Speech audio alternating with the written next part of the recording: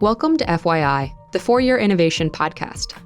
This show offers an intellectual discussion on technologically enabled disruption, because investing in innovation starts with understanding it. To learn more, visit arc-invest.com. ARC Invest is a registered investment advisor focused on investing in disruptive innovation.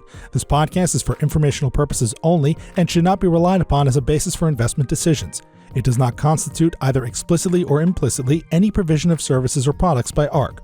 All statements made regarding companies or securities are strictly beliefs and points of view held by ARC or podcast guests and are not endorsements or recommendations by ARC to buy, sell, or hold any security.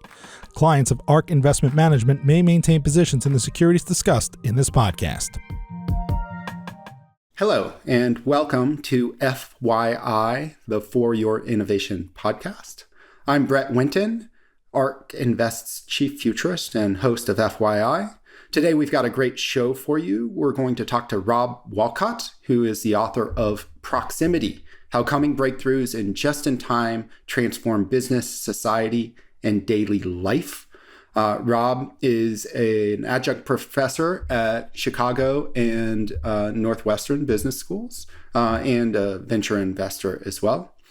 It's a fascinating conversation. I think you'll really enjoy it.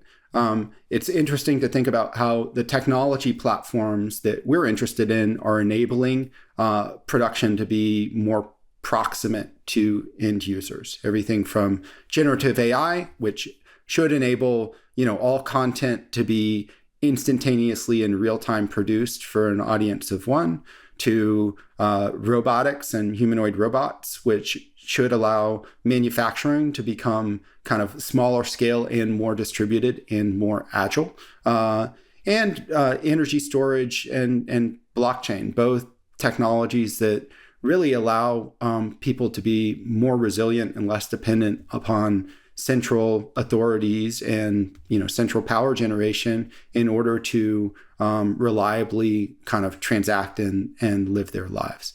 And then we cover a final section on multiomics, and it's one of the more fascinating sections in the book, talking about how kind of like the provision of healthcare can really transform if you have real-time diagnosis and the ability to create custom treatments, including with gene editing for patients, both when as they need it and customized for the specific patient themselves.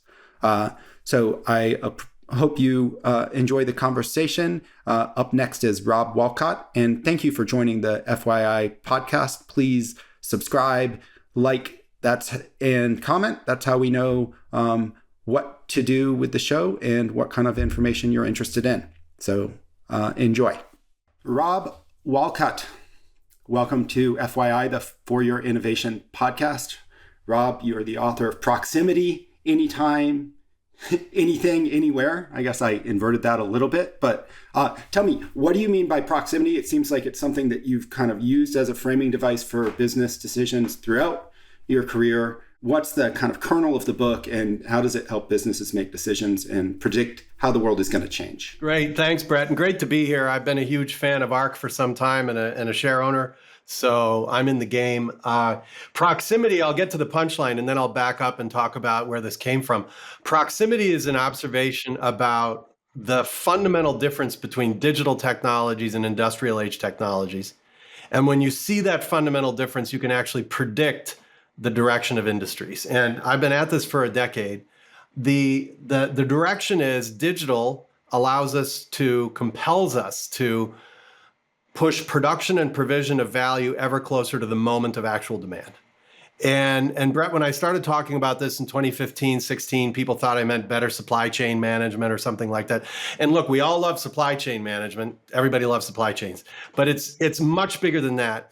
Proximity tells us that we need to set up our technology platforms and business models to procrastinate, to wait until the last possible moment and then add value. And that's where every direction is going the rest of our careers. So we can dig in the book, Proximity. We talk about how we work, how we eat, how we create and produce, how we prevent and cure, how we power, how we defend. And in the last chapter, we talk about the two horizons of the 21st century, which are virtual reality and space. And these are places that humanity's never really been before. A few of us walked on the moon, but, not really.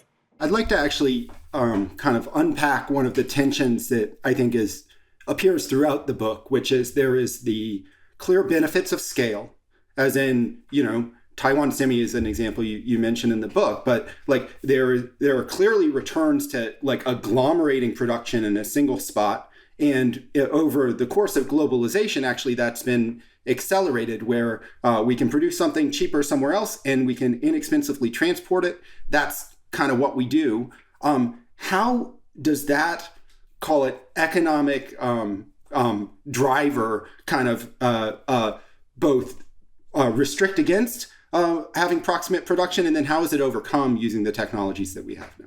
What you're pointing to, Brett, is the fact that we have a global supply chain optimized for scale manufacturing at a distance. What does that mean? The lowest price I can find in the world for particular inputs, traditionally the last few decades, that's where I've gone. And as we're seeing on the one hand of the ledger with greater risks like global geopolitics, climate events, et cetera, problems in the Red Sea, what have you, people are looking at things like reshoring and increasing the resiliency of their supply chain. But that's only one side of the ledger. That's one of the things that's standing in the way of us using that established model. On that side of the ledger, of course, we used to have something called Pax Americana, and before that, Pax Britannia, and way before that, Pax Romana. And you can create massive, highly tuned global supply chains when you've got peace and stability. But in a much more volatile world, that starts to break down, and we need to distribute our production closer and closer to demand, to have a variety of sources as opposed to being all in one location. We're seeing this as people start to bring production out of China and move it other places. But there's another side of the ledger, Brett, and that's the side that ARC is really engaged in.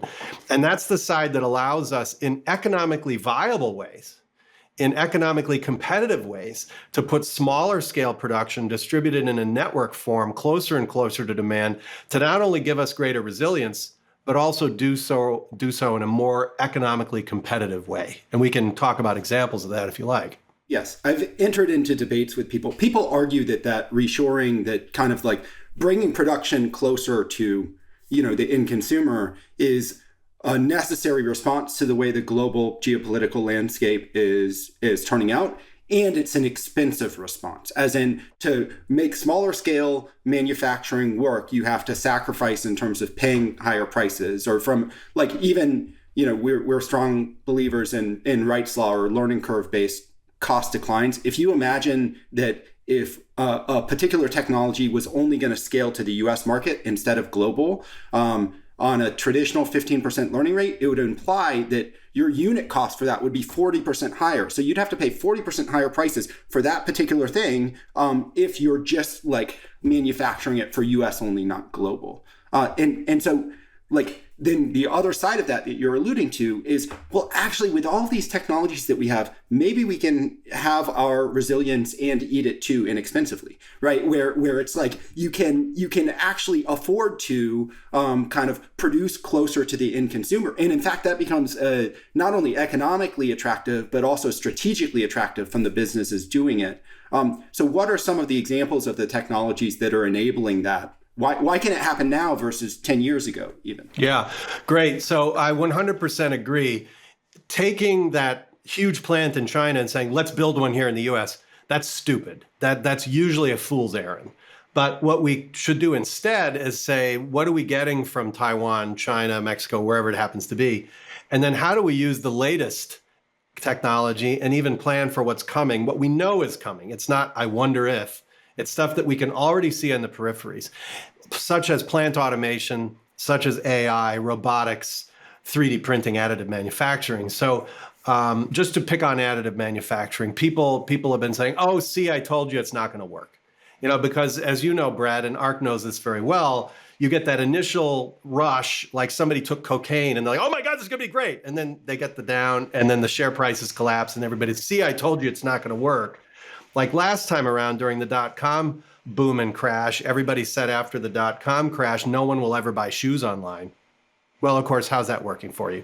So we're in this trough with additive manufacturing, but guess what? If you're paying attention, it's getting better and better and better and better all the time. It's starting to consolidate. Nano Dimension, which I know you have a big position in, I've been following for some time, buying direct direct manufacturing.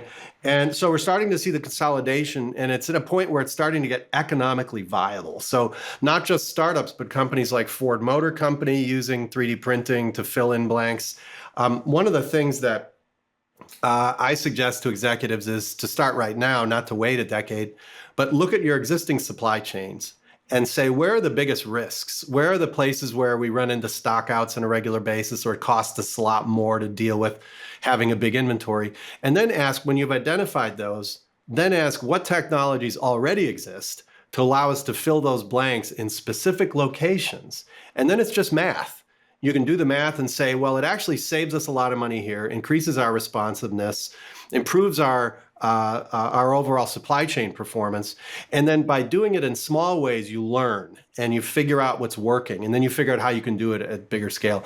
But I could give you some examples of not publicly traded companies if you're interested in doing some really compelling things in this respect. Sure. First, can you just unpack a little bit more, just even philosophically, how does additive manufacturing contribute here? As in, like, layout, like, why could that be a cheaper way to deliver resilience? And what does it imply for kind of inventories and customization of kind of manufacturing? Let's start with an easy example. Lots of established companies are doing this. This is not a shocker. So it shows that there's actual economic value to be had here. And that is, if I'm a manufacturing company, I need to have replacement parts for my equipment, for instance, in inventory. And there are certain parts that if that fails and I need that part and I need it now, if I don't have it, my line's down. And that's incredibly expensive. So when you can take that, instead of having, say, hundreds of those parts distributed all over your facilities waiting for demand, instead just have a 3D printer with metal or polymer in it, sitting there doing nothing, waiting till the moment when they need that specific replacement part. And then you've got it where and when it's required. And when you do the math at a systemic level, you find out it's much more efficient, more resilient, much better to do that. You don't have to do demand planning. Brett, the easiest demand to plan for is the demand that already exists. And technology allows us to set up the capability to respond to that demand you're going to have in a few moments, or that you have right now. There's another way that additive manufacturing adds a ton of value, that allowing us to do things we could never have done before. So to give a sort of silly example that's very operative, you can do this in a lot of spaces. Traditionally, if you wanted to buy one matching metal fork, it turns out it's really hard to buy one matching metal fork. Why? Because I've tried to do that. You tried to do that? I've never done it, but if you wanted to. Well, it's actually a spoon, but okay, yes, well, let's use the spoon. Let's use the spoon. All right, let's do some spooning here. So somebody had to do demand planning and order millions of copies of that spoon from a factory in China, put them in warehouses all over the country, and hope they had the right spoons in the right places. Now, with 3D printing, it's trivial to download a design file, push a button, and print one spoon to order. In fact, it's so trivial, if you decided, Brett, you wanted a picture of your kids on the spoon, you could upload a picture and print one spoon with a picture of Brett's kids on it. Now, I guarantee you there's never been a demand planning team in history that sat around saying, so, next year, how many of those spoons with Brett's picture on it, kid's picture on it, do we need to order from China? Because it was impossible. You couldn't do it. So this starts to open up new opportunities for customization at a granular, each individual use case, each individual consumer, that we could not have done before. Yeah, so I think that there's like a couple of things that you've identified that I think flow across all of the argument for proximity. One is proximity actually increases resilience and simultaneously also like meets all kinds of sustainability characteristics, as in, if you can, like you said, it's very expensive to be missing the one $5 part if it's one of 1,000 parts that are required to package together to sell, a multi-$1,000 machine. And this happened to the automotive sector like crazy during COVID. And it's a very common kind of supply chain disaster. And And so if you can, you're happy to pay $10 to produce the part if you can get it right when you need it to continue that production run going. You might be willing to pay $100 for one part. You don't care because the overall systemic math is far more compelling. Right. And then so that's almost like the pitch to businesses. And this is across proximity technologies is, hey, this is a way to foreclose risks that you're otherwise taking because you might end up with over inventory of spoons with my kid's picture on it. Or you might end up not being able to produce the thing that's needed at the time. And to resolve that, you have technology that basically only produces at the end point of demand when it's required. Then there's a whole nother, I would think of it as a second layer of proximity benefit, which is it allows you to transform the business model. It allows you to produce that spoon with my kid's picture's name on it, or the jeans that are custom distressed to the buyer's desire. And so kind of those, I think, fit across the different kind of proximity technologies. Yeah. And I would add, Brett, it doesn't just allow us to make those changes, it compels us because others are going to figure it out. And by the way, proximity isn't just for physical products. Proximity is about products, services, and experiences. And let me give you an example that everybody recognizes. So video streaming is quintessential proximity of the provision of video content. So right now, as a result of Netflix and YouTube and take your pick, you can watch any video you want anytime, anywhere. Now, that you might be watching the Kardashians, so I'm not necessarily saying this is a great thing. But anyway, you can do it, right? But the video content was probably produced months or even decades in advance. And so the production was not proximate, but the provision is already 100% proximate. Well, guess where we are, Brett? At the beginning of the generative AI curve. With somebody like Sora, you can throw in some prompts and you can get a simple video, pretty good video, but it's short. Where will we be in 5 years, 10 years, 20 years? And sometime in that future, we'll be able to have video content at any moment, at any time, customized for Brett, or customized for Rob, or customized in that moment.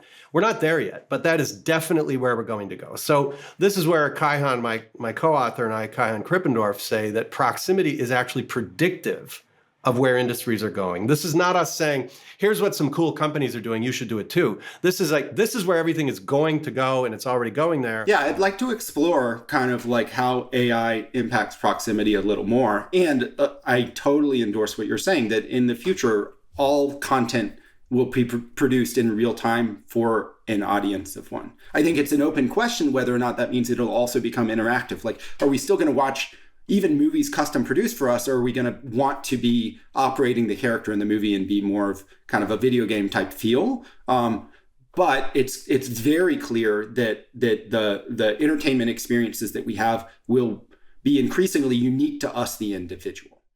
Yeah, well, it's all of the above, Brett. I mean, in 20 years, God willing, people will still want to watch The Godfather. I mean, I think there'll still be people who want to watch The Godfather. But there'll also be highly customized content, experiences. There'll be, you want to live inside the Godfather film and become one of the characters, go for it, right? And that'll come. Not today, but that'll come. But actually, let me back up a little bit to a pivotal moment for proximity. And it's a moment that allowed people to understand how profoundly different this proximate future was going to be. And that was the public launch of ChatGPT. So before ChatGPT, if you needed to write a crappy speech for an event, you had to agonize away for hours in front of a blank screen. And after hours, you had a crappy speech and you went and gave your speech. ChatGPT launches and you type in, it sits there doing nothing until you're ready. Now, we know there are servers in Iceland and all that. That's nice. But from your perspective as a user, there's a blank screen. It's doing absolutely nothing. And then you throw a prompt in, and seconds later, you get a crappy speech for your event. Now, you have to edit it and make sure it's what you want to say, but that's an example of proximity. I get what I want, where and when I want it, and it happens instantaneously. So we're going to see more and more examples of this. Now, obviously, digital content like that moves a lot faster than physical, but they're both going in that direction. I want to think about AI for a second, because one of the interesting call it a way to think about what AI is doing, particularly the large language models, is they are taking the entire internet's worth of knowledge and like compressing it actually quite efficiently and amazingly. And then the user is then kind of expensively decompressing bits of it. Like the fact that we have a card game that we were playing in my family, we didn't quite know the rules. This is an esoteric card game. It's called Skull King. I mean, it's a great card game, but it's like, almost an indie card game. The fact that I can ask ChatGPT and it knows what that game is and kind of knows some of like the esoteric rules of that game is actually incredibly strange and remarkable. And you can imagine I'm trying to communicate to an alien civilization what is humanity, right? Like, what would I send? I would send the model weights and let them unpack and understand like the entire body of human knowledge that is compressed into that thing in a very queryable way. And so kind of like 3D printing, where it's actually expensive to unpack that knowledge. You're burning up GPU servers in order to unpack that knowledge, but you're getting precisely the knowledge you want at the time that you want and need it. It's like an interesting, essentially economic trade-off that we're making. Well, but it'll get better and better over time. The water use, which is horrendous right now, the energy use, the markets are great at compelling us to do more with less. And just to get way too back into history, you're all familiar, I'm sure, with Malthusian economics. And actually, reading On Population by Thomas Robert Malthus, 1798, I read it in high school, and that's one of the reasons I got into innovation. Because he made this case, which was compelling at the time, that population growth increases geometrically and food production increases arithmetically. And so therefore, at some point in the mid-19th century, society will collapse. And there were only two reasons he was wrong.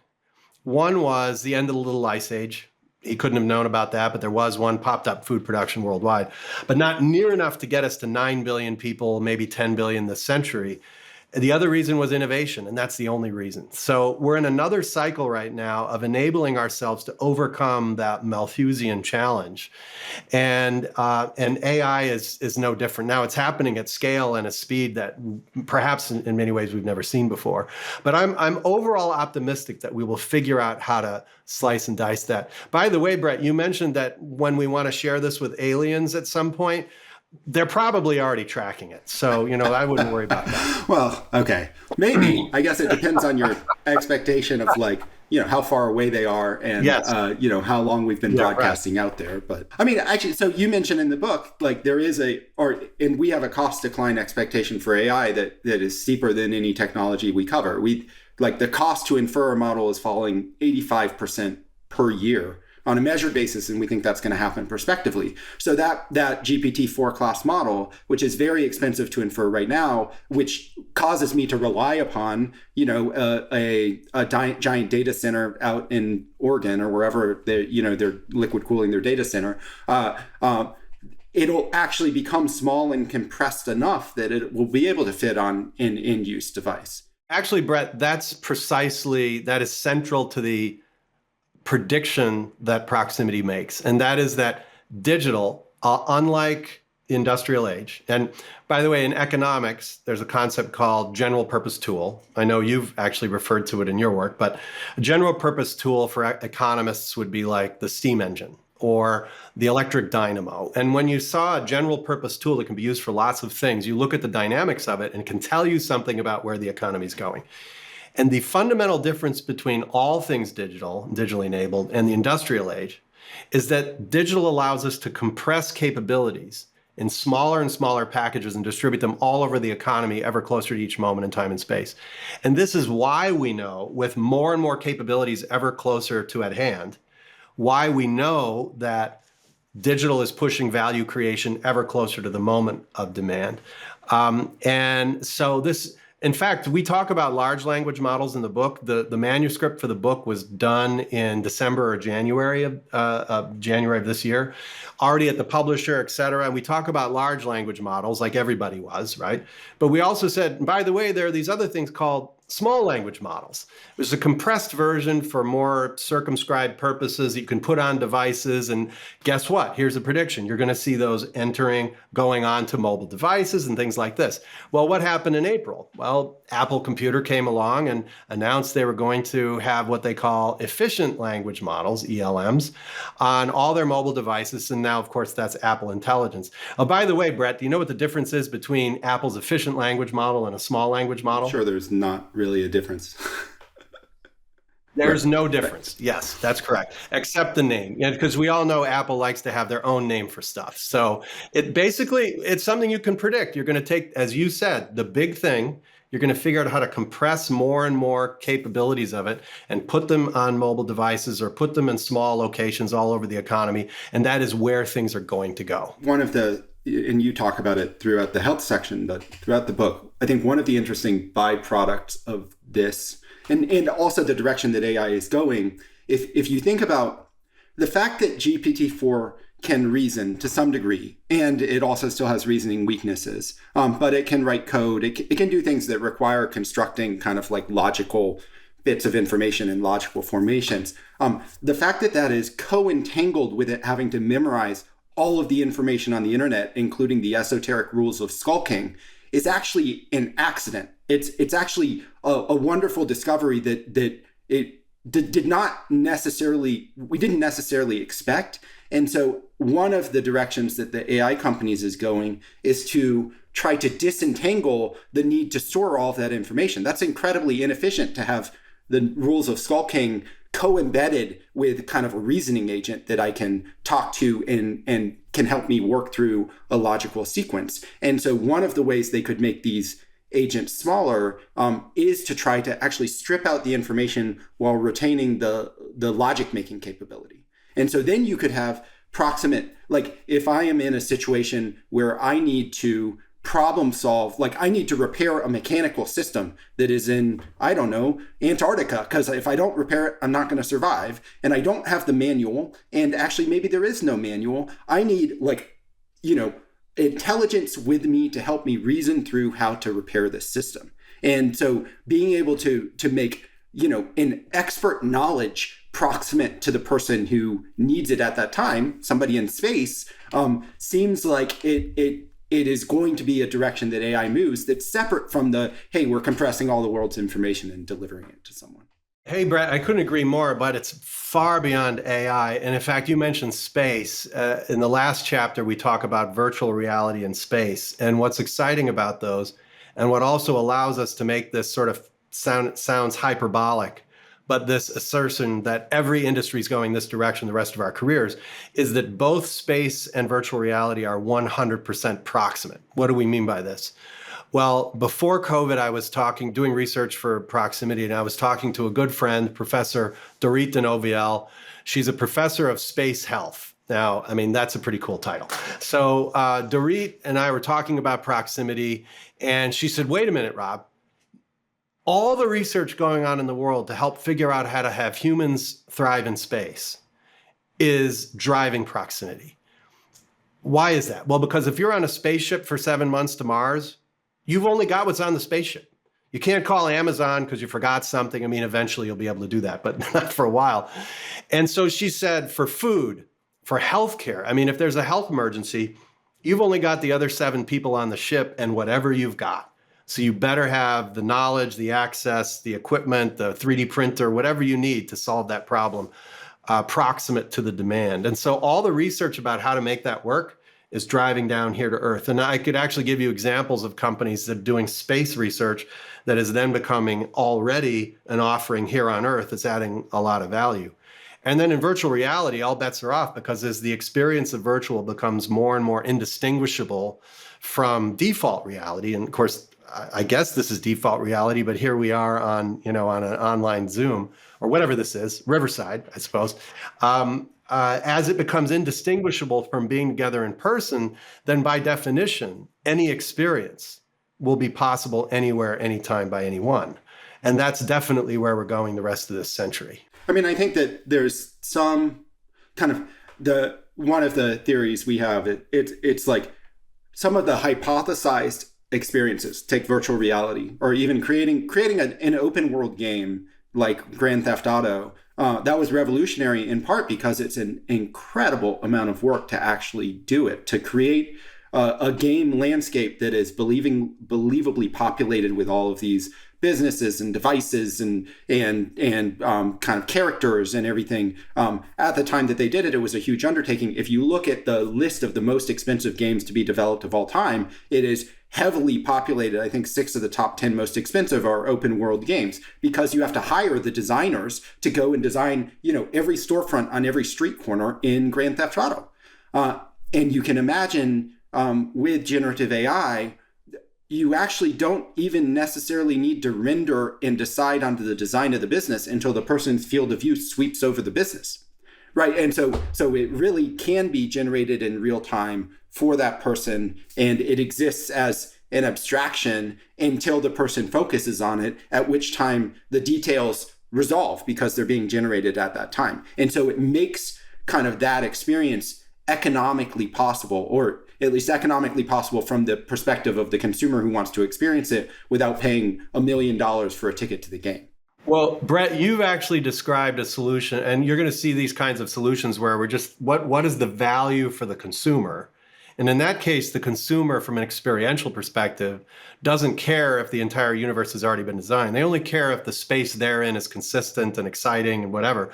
But that approach has been around for a really long time. Louis XIV, he ran a country called France, and he had a place called Versailles, which you can visit. It's really nice. Lots of fountains. And Louis, the Sun King, said, I want all the fountains on all the time. And his finance minister said, mon Dieu, it'll bankrupt us, right? So he said, I don't care. I want all the fountains on all the time. And so they all got together and did this little scheme where they had people stationed all over the grounds of Versailles. And anytime the king was coming within far eye shot, they would turn on the fountains that were anywhere close to where he might go, and then they'd turn them off when he walked away. And so they were, protecting the boss's butt against his own direction. So this is how we make these kinds of things economically viable and give people an over-the-top experience. What you're talking about is definitely coming. So you've predicted this.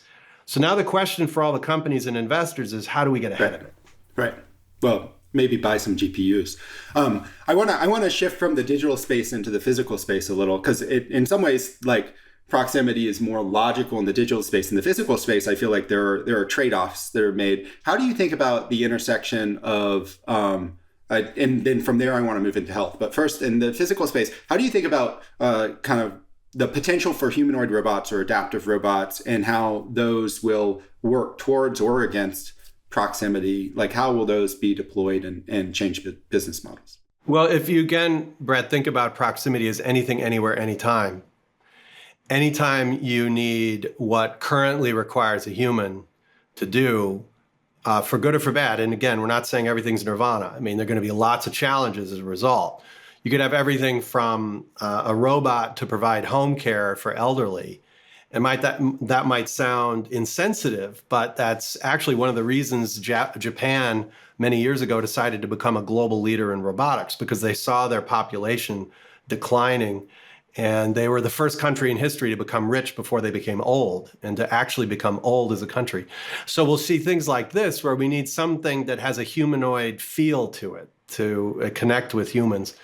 On that point, humans tend to be really good at anthropomorphizing anything. I remember your stuffed animals when you were a kid. I mean, most of the kids know the stuffed animal isn't really real, but boy, do they feel it. And adults have been anthropomorphizing these digital agents for a long time. We could talk more about that. But let's use a very simple present example, and that's autonomous vehicles. You might not think of it as a robot, but that vehicle becomes sort of like a robot, taking over what used to require a human driver. And the question is not if this will ever be viable. The question is when. And by the way, a lot, as you know better than I do, the data for the millions of miles autonomous vehicles have driven so far are actually better than the data for humans. I mean, it's kind of funny that we are, oh my God, there was one accident. And meanwhile, there were 58,000 accidents that were caused by human beings. So that's an example of autonomy, of robotics, but it's just not in a humanoid sort of form. It's in a vehicle. I mean, I think one of the issues that you highlight, or like a motivating factor for this, which there are historical examples of as well, is there is a like frictional cost to transactions, right? Like convincing somebody to buy something is actually quite difficult. And so the reason you want to be close to them with the production is in part to like reduce that friction. If they have to go to the store to buy something, they're not going to do it. If the store comes to them, they're more likely to do it. That's the old like traveling salesperson with the, I guess vacuum cleaners. What did they sell? Knives, the knife sets. They have the knives right there. And so you can buy it, right? But now Amazon's optimized to, hey, you can buy it and you get it nearly instantaneously. With drone delivery, it'll arrive like much closer to instantaneously. And with one of the kind of working theories we have in terms of how humanoid robots will enter the home is there are all kinds of things that you are doing that you are not paying for because there's too high a transaction friction to outsourcing them. There are people, Americans on average, American adults do 2 hours of housework per day on average. And so if you think about that, that's not captured in the macroeconomic statistics. I'm not paid, I don't produce GDP by folding clothes as much as I'd like to. But if I could even at half my wage cost, have a robot that would just trundle around the house doing half of those things, then if you do the math, the average American would be willing to pay $30,000 for that robot, right? And so there's a cost threshold at which suddenly you can have that service be in the home operating even on an occasional basis, and even in a trundling kind of it can't do everything, but it does some things for you type way. And it allows you to outsource something that you're amateur at to a professional service, so it appears in the GDP. And you don't really want to do for the most part either. I mean, I don't love doing dishes. That's true. All that stuff's coming. All of it's possible. I mean, there are huge social implications of this. I mean, the number of people who make a good living driving trucks right now in the U.S. and you can raise a family. You can send kids to college as a full-time truck driver. My uncle drove a truck. I wouldn't want to be preparing for that career in 10 or 20 years. On the other hand, so we've done, we have a robo-taxi forecast, and again, this is a kind of similar trade-off where we're all amateur drivers, some of us worse than others, and there's a huge capital inefficiency in that our cars spent 95% of their time parked. Like, talk about a waste of capital. So a robo-taxi network should be able to deliver effectively cheaper per mile transport, even not taking into account the fact that I'll be able to watch Netflix in the back seat as opposed to actually operating the vehicle. But part of the way it'll do so is that there will be some set of operators who are overseeing that system, who are the customer service representatives who are kind of bailing out the vehicles in the event that they're in a situation where they're uncertain and you need to kind of either remote or at least give it vague instructions for how to navigate around an obstacle, which is the way Waymo works right now. And if you extend the math and say that kind of robo-taxis are going to become the dominant way that people move around, which I think is true, you actually end up with more professional drivers than you have in the US now. It's just the professional drivers aren't behind the wheel. They are the operators of this network. And so because you're taking non-market activity, me amateur driving, that's actually incredibly expensive, and you're taking capital inefficiency and you're converting it into a commercialized service, some of that commercialization revenue actually spills into a labor force to administer it in an economical way. And so I think often, and I'd be curious to hear, because you refer to it in the book, often I receive the question, like AI is going to do everything and then therefore nobody's going to have a job. Like, how do you think about kind of with these new business models, how does the labor force react? How should consumers react? What should parents tell their kids to study? I'm not one that believes we won't have jobs 20 years from now. I mean, I think this is a long transition. I am one who believes that 100 years from now, we won't have jobs the way we think about it. And it could be 50 years, I don't know. But set that aside, that's maybe a future podcast. But I'll answer the question in a little bit different way with an anecdote I've experienced dozens of times in my career. So as you know, Brett, I'm an adjunct professor at Kellogg and at Booth, two business schools. And so many of the times alumni come to me, or I meet somebody at a cocktail party and their kid's going off to college, and they know I'm a professor. So they say, "Professor, what should my kids study at college?" And I know what they want me to say. My PhD's in engineering, so they figure I'm going to say something good like business, engineering, get a job. But I don't say that. I horribly disappoint them. I say, you know what? Your kid should pick whatever major they're most excited about and do the very best they can at it. Now, at this point, the parent's thinking, oh, crap, my daughter likes art history. What's she going to do with that? And then I make them feel a little bit better. I think they need to study whatever they want to study, but they need to take 3 classes. They have to take Intro to Accounting. They have to take Intro to Statistics. And they have to take how computer systems work, something about how computer systems work, because these are all 3 languages. And they're not things you can just look at and interpolate, figure out what's going on. I mean, if you don't know how to read a cash flow statement, you don't know how to read a cash flow statement. And so do whatever you're going to love the most and be the best at it, but have the tools to know how to navigate, how to be entrepreneurial, how to understand when people are trying to lie to you, like statistics. And pivot on a regular basis, because that's where we're all going to have to go. We're all going to have to go there. And by the way, Brett, the easiest skills to automate are the hard skills. The hard skills are the easiest to automate. The harder to automate, of course, are the human skills, but even those are automatable and will increasingly be automatable. So we're going to have to ask the question, it's a question we pose at the end of the book. In a world where technology can increasingly do anything, the question for each of us becomes, what should we do and why? And I really think that's the question we have to become a lot better at posing and answering throughout our careers. And we're going to have to be renewing our careers on a regular basis, have portfolio careers, as we talk about in the book. Don't get all in on one company and one industry and hope for the best. I mean, and look, Brett, everybody knows Lehman Brothers will never go out of business. So if you're working for Lehman Brothers, you're fine, right? That's not how the world is anymore. It's funny because I actually answer the question of like, what should kids do these days a little bit differently in that, I'm curious as to,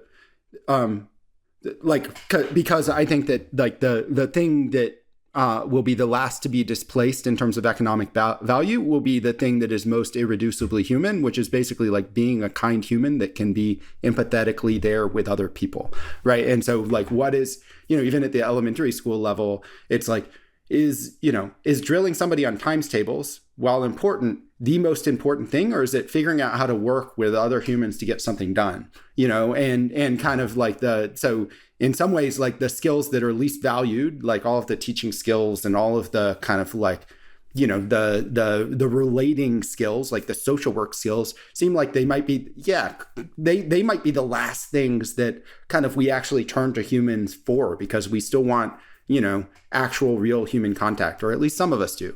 But who knows? And I also think that kind of like the ability of AI systems to generate code means that everybody that is very good with language will be able to generate code, and also use that system to help translate back into kind of human language. So, I wonder if even being code conversant, as opposed to like higher level abstraction, like logic conversant, is the most important thing to go after. Well, I mean, in a way, in the logic structuring an approach to a problem and figuring out how to solve it, yes. But in terms of learning how to code specifically, I mean, I published an article in 2017 in Quartz entitled "Later This Century, Knowing How to Code Will Be Like Knowing Ancient Greek." It'll be really impressive, but only good for certain purposes. And 40% of the comments were, "You're an idiot. You've never coded anything." I mean, I did as a grad student. I hated it, so I didn't do any more of it. But the other 60% said, "You're right. It's been going that way since the 60s." I mean, none of us communicate with computers in ones and zeros. We communicate further and further abstracted away from the underlying computer language.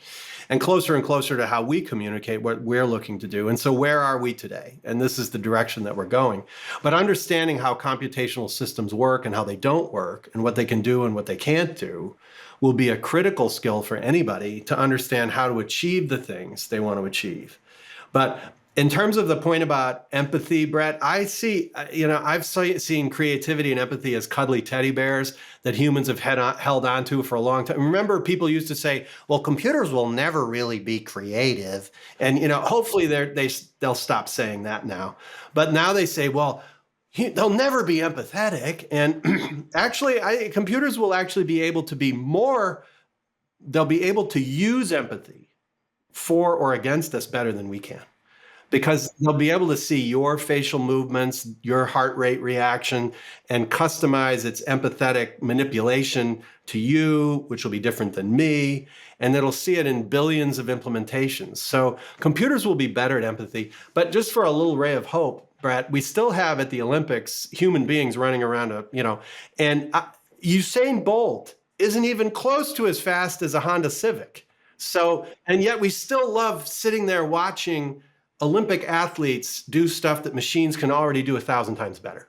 So I think in terms of the experience of humanity and being human and all that, especially as we're connected to and integrated with the technology, that will remain. That desire will remain. Speaking of humanity and humans, you spend a lot of time in the book talking about kind of like the intersection between proximity and health.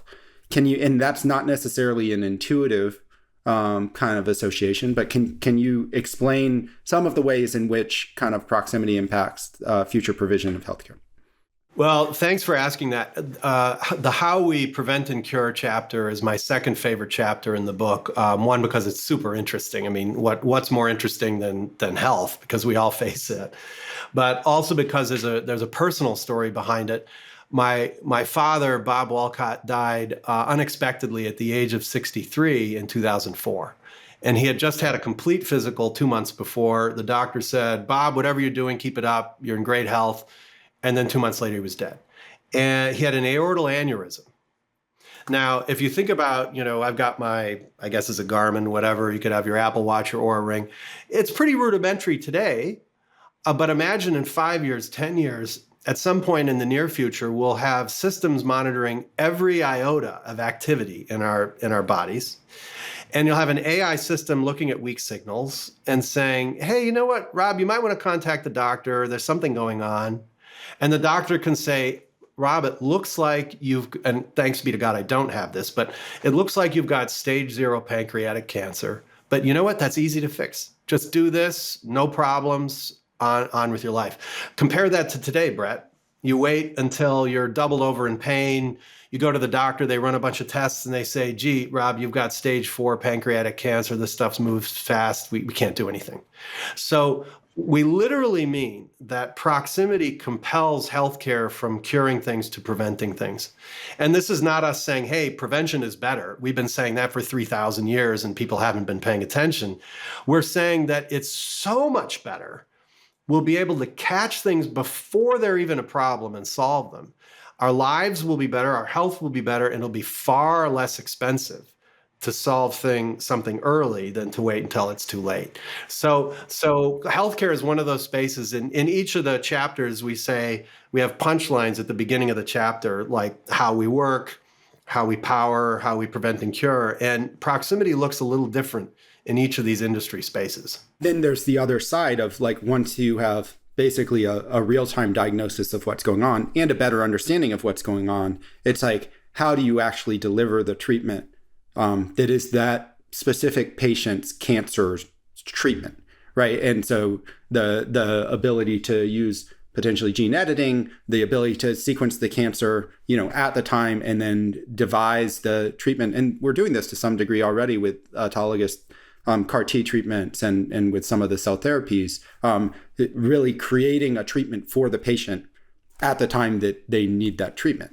And that specific patient. So I remember 5 or 6 years ago talking to a team at Genentech, and it was in manufacturing, a team in manufacturing.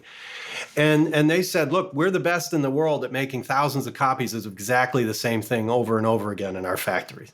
But everybody's talking about personalized medicine, and it's great. I totally get it. I'm very excited about it. Genomics, proteomics, gut biome, all these things. And we'll be able to have a customized drug, a therapeutic, just for Brett. The problem is we don't know how to manufacture that. Well, proximity solves that problem. And as you and I talked about at an earlier date, there's a private company right now called On Demand Pharmaceuticals. And without going into the whole wonderful story, they have equipment about the size of a refrigerator, and it sits there doing nothing. It has carbon, hydrogen, and oxygen in it. Obviously, it has some APIs for all you pharma fans out there, but basically it's carbon, hydrogen, and oxygen.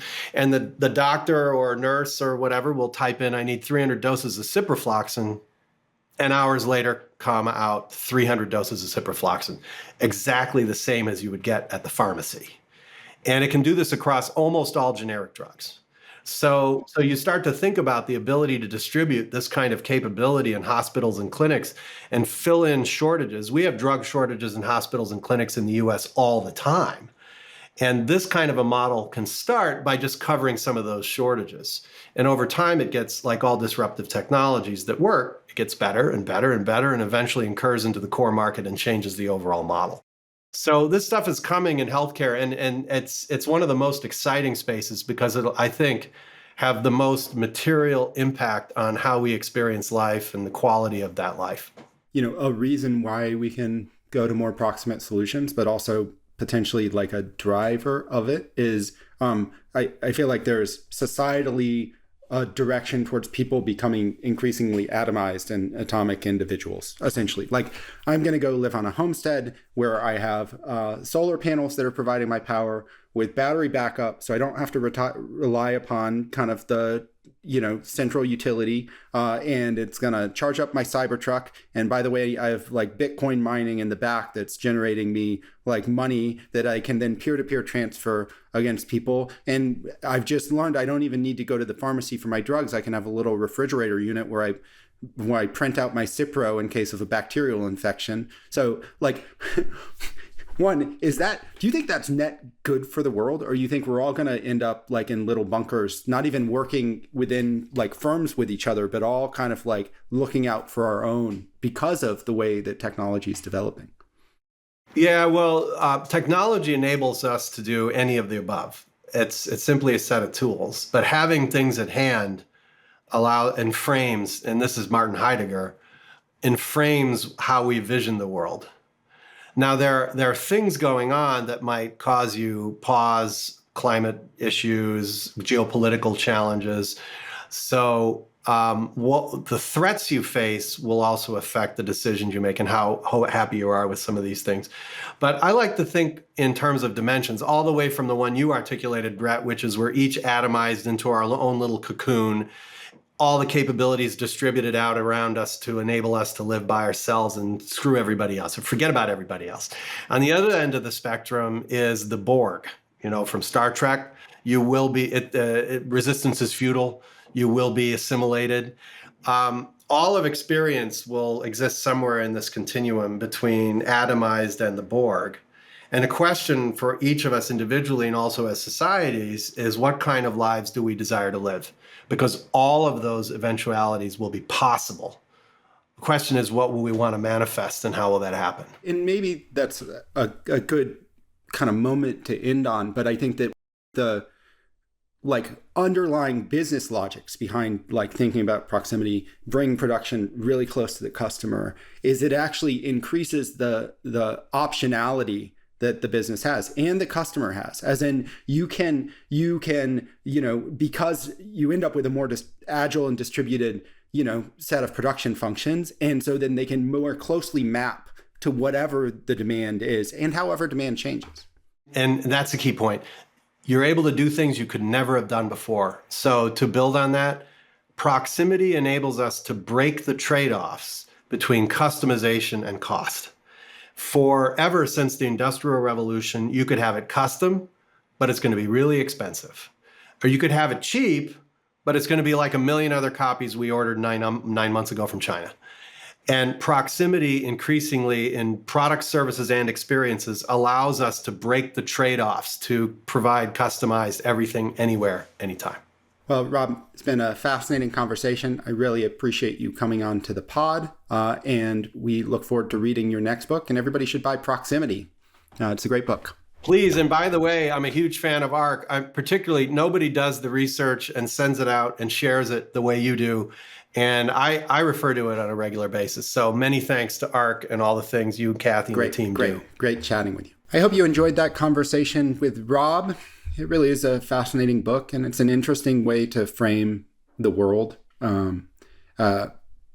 Thanks so much for listening to FYI, the For Your Innovation podcast. Please like, subscribe, and leave us comments so we can answer any questions you may have, and we'll see you next week. ARC believes that the information presented is accurate and was obtained from sources that ARC believes to be reliable. However, ARC does not guarantee the accuracy or completeness of any information, and such information may be subject to change without notice from ARC. Historical results are not indications of future results. Certain of the statements contained in this podcast may be statements of future expectations and other forward-looking statements that are based on ARC's current views and assumptions and involve known and unknown risks and uncertainties that could cause actual results, performance, or events to differ materially from those expressed or implied in such statements.